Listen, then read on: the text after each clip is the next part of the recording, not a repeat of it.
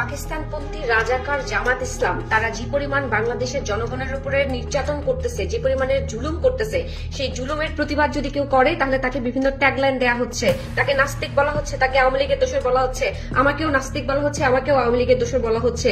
আমি প্রতিবাদ করার ফলে যদি আমাকে এইসব ট্যাগলাইন শুনতে হয় তাহলে আমি মেনেই নিলাম আমি একজন নাস্তিক, আমি শুধু আওয়ামী লীগের দোষর না, আমি আওয়ামী লীগই করি, সেটাও মেনে নিলাম। আমি তাদেরকে বলবো, আমি বাংলাদেশের সমস্ত মানুষকে বলবো, আপনারা সবাই এই জামাত ইসলামের বিরুদ্ধে রুখে দাঁড়ান। আদারওয়াইজ যারা আপনারা মাঠে নামবেন না এবং জামাত ইসলামের বিরুদ্ধে দাঁড়াবেন না, তারা সবাই নাস্তিক।